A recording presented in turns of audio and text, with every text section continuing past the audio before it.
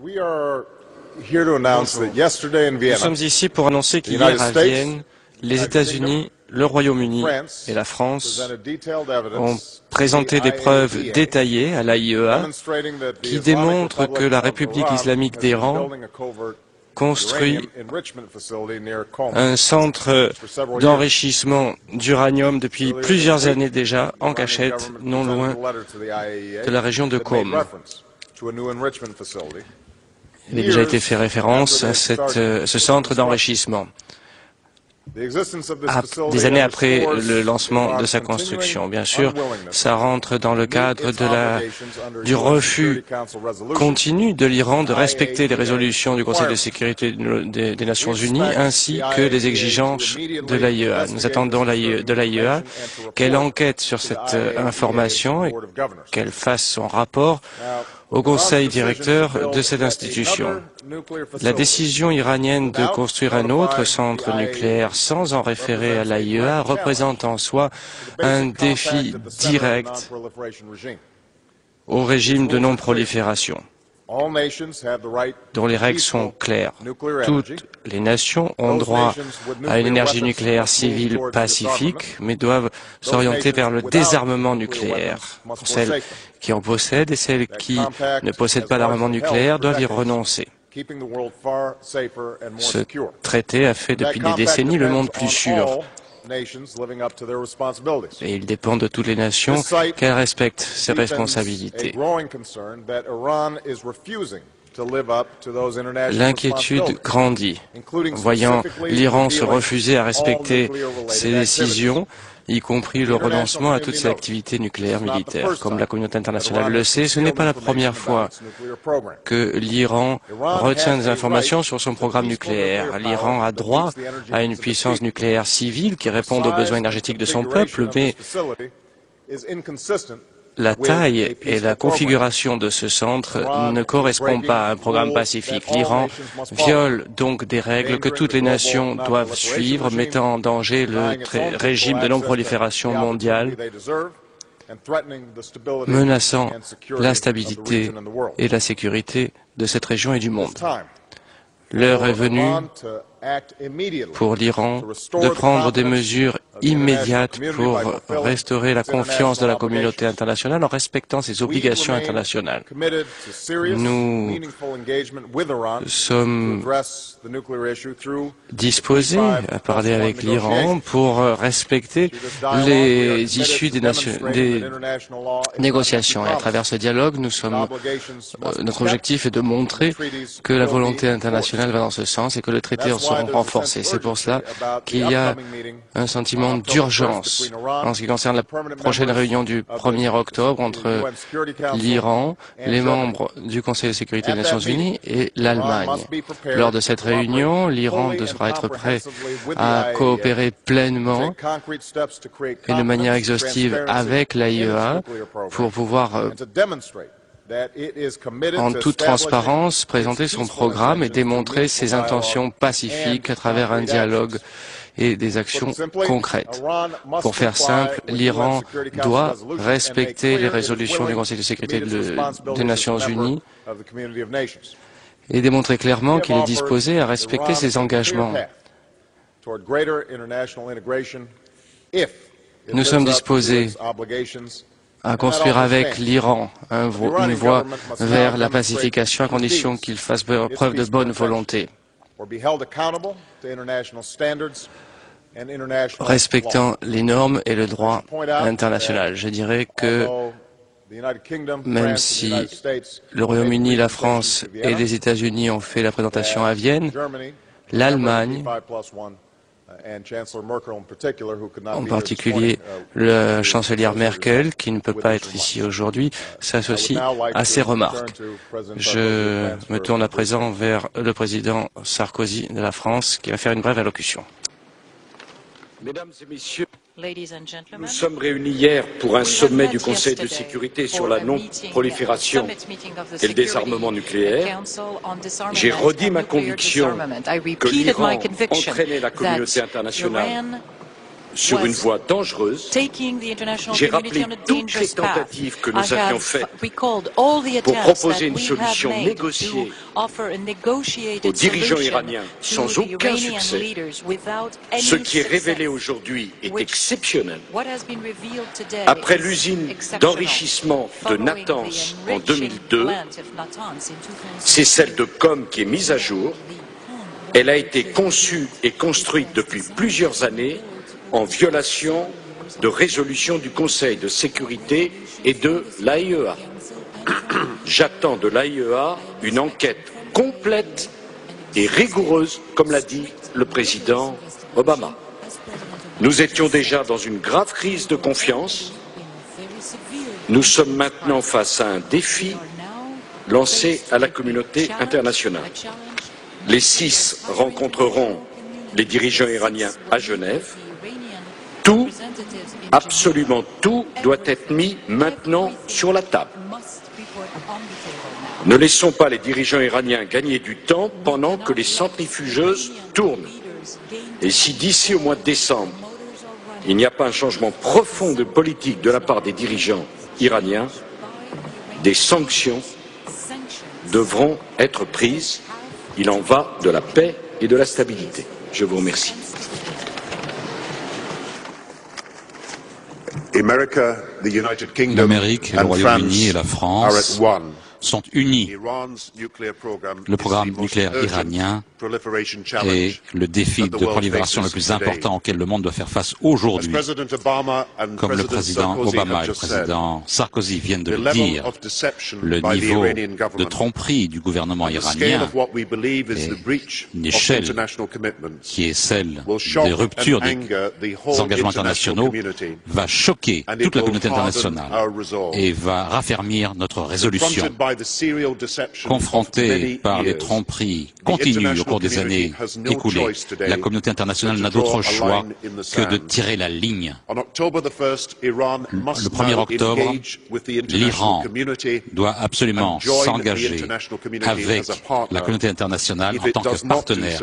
Si elle ne le fait pas, elle sera encore plus isolée. Je le dis au nom du Royaume-Uni aujourd'hui, nous ne laisserons pas cette affaire au point où elle en est. Nous voulons mettre en place des sanctions plus fermes. Que ce message qui sort aujourd'hui au monde soit absolument clair. L'Iran doit abandonner toute ambition militaire pour son programme nucléaire. Merci.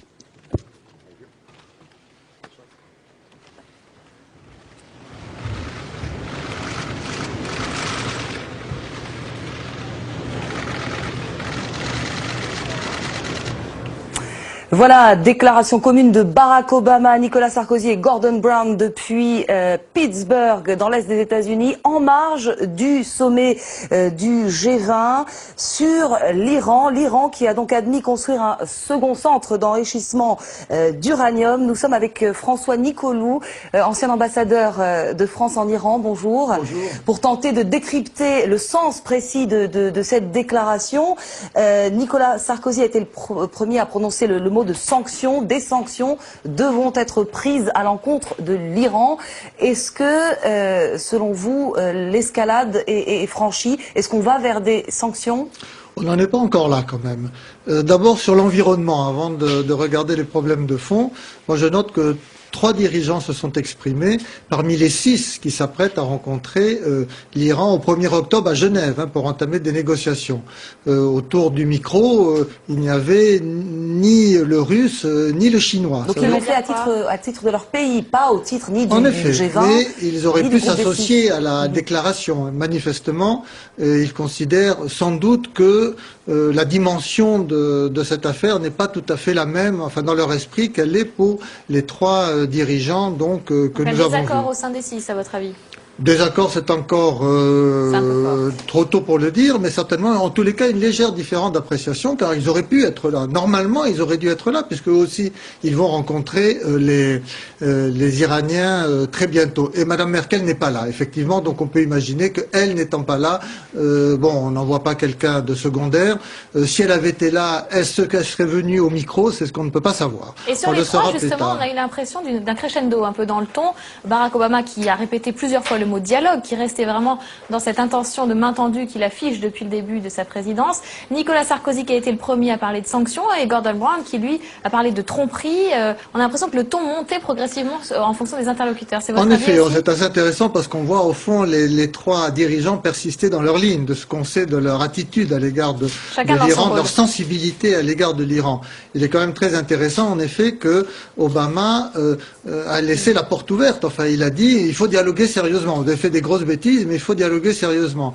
Sarkozy l'a dit sur un autre ton, mais en ajoutant effectivement que il y aurait des sanctions si en décembre, après la fin décembre, la limite qu'il a fixée, on n'était pas parvenu à un accord. Voilà. Bon, ça c'est un peu l'environnement.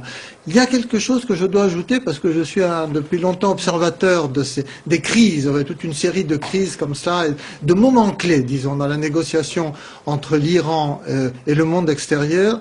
C'est que moi je note que avant chaque grande échéance, avant chaque grand débat, il y a eu, par un curieux hasard, je ne veux pas faire de paranoïa, mais il y a eu des révélations sensationnelles sur le programme iranien, sur la clandestinité du programme iranien. Donc je retrouve un scénario qui est assez familier. Voilà. Bon, c'est peut-être un heureux ou un malheureux hasard, mais je perçoit plus la chose comme une façon de faire monter la pression, de faire monter les enjeux avant le début de la négociation au 1er octobre que de vouloir torpiller la négociation du 1er octobre. D'autant que l'Agence internationale de l'énergie atomique apparemment était au courant, a été prévenue par lettre de l'existence de cette seconde usine, donc elle n'est pas tout à fait secrète, contrairement à ce que dit en effet. Alors, ce qui est intéressant de savoir, parce que nos dirigeants ont dit, mais ça fait plusieurs années qu'on savait que cette usine allait se construire, il est possible que les Iraniens, sentant la montée de la crise, ont pris les devants, si vous voulez, notamment avant Pittsburgh, avant le 1er octobre, et préféré déclarer l'usine. On va voir. Ce qui est important maintenant, c'est de voir comment va fonctionner cette usine, quel est son format. J'avoue qu'il y a encore des mystères autour de cette affaire. Deux usines plutôt qu'une ? Alors c'est ça qui est assez curieux, effectivement, parce que les Iraniens, en déclarant donc l'usine qui ne fonctionne pas encore, apparemment il n'y a pas de centrifugeuse dedans, donc pour ce qui est de l'application de son accord de contrôle et de garantie avec l'AIEA, l'Iran est dans les clous. Il faut faire bien attention à ça, il est dans les clous puisque cet accord ne l'oblige à déclarer des installations nucléaires qu'environ 6 mois avant d'y introduire des matières nucléaires. Donc, bon, là-dessus, il n'y a pas en tous les cas de violation particulière. Maintenant, il va falloir voir à quoi ressemble cette usine. Alors, ce qui est important, c'est que les Iraniens ont déjà désamorcé quelque chose en disant dans cette usine, on ne fera que de l'enrichissement à 5%. Alors l'enrichissement à 5%, c'est l'enrichissement utilisé pour des raisons industrielles, pour faire tourner des centrales électriques. Vous savez qu'il faut arriver à 90% pour arriver à faire des bombes. Alors on se demande, mais pourquoi faire une deuxième usine alors qu'il existe déjà une grande usine à Natanz? Il y a de la place, manifestement, il y a encore même beaucoup de place. Et là, effectivement, c'est un petit peu inquiétant, parce que ce qui vient à l'esprit, si on est méchant, il faut être méchant avec l'Iran, c'est qu'on pourrait faire une usine qui serait formatée pour enrichir au-delà des 5% précisément. Il y aurait l'usine où on enrichirait à 5% et une autre usine où on pourrait aller au-delà. Mais ça, on le verra assez vite. Dès que les centrifugeuses seront installées dans cette usine, on verra si l'Iran tient parole en se limitant à 5% ou si bâtit une usine pour aller au-delà de 5%, pour aller donc peut-être jusqu'à 90%. On le verra, les trois ont demandé une enquête à l'AIEA, une enquête complète et rigoureuse, on dit, et Barack Obama et Nicolas Sarkozy. Est-ce que l'Iran va accepter cette enquête? Moi, je pense qu'il n'y a aucun problème. L'Iran acceptera, en tous les cas, on va voir à quel moment, mais je suis persuadé que l'Iran respectera son accord avec l'AIEA, c'est-à-dire avant et plusieurs mois avant d'introduire, de faire tourner les centrifugeuses, les inspecteurs de l'AIEA pourront pénétrer dans l'usine. Sur place, sur le site de oui, tout à fait. Non, ça, je pense qu'ils ne prendront pas le risque d'interdire l'entrée de l'usine aux inspecteurs de l'AIEA, parce que là, ça serait le scénario, j'appelle nord-coréen. Quand les Nord-Coréens ont été pris la main dans le sac par les inspecteurs de l'agence de Vienne, de l'AIEA, ils ont chassé les inspecteurs et ils se sont retirés du TNP, chose que n'a jamais fait l'Iran jusqu'à présent et qui n'a jamais manifesté l'intention de le faire. Malgré tout, on parle de sanctions. Pour l'instant, la menace, c'est encore les sanctions. Et on en est encore très loin d'une intervention éventuelle militaire, d'un affrontement Parce qu'en ce moment, on disait qu'Israël se préparait à une éventuelle attaque des sites nucléaires iraniens. En effet. Là, c'est encore très loin des menaces pour le moment. Oui, alors les sanctions, donc on verra au début de l'année prochaine. Enfin, ce qu'on peut envisager, ça sera quand même compliqué parce que il s'agit de voir si ce sont des sanctions des Nations Unies. À ce moment-là, il faut convaincre la Russie et la Chine, ou si ce seront des sanctions, disons, simplement des puissances occidentales qui n'ont pas la même portée juridique. En attendant, il y aura eu la réunion de Genève le 1er octobre prochain entre le groupe des 5 membres du Conseil de sécurité, plus l'Allemagne. Pensez-vous et l'Iran, pensez-vous qu'on avancera un peu plus?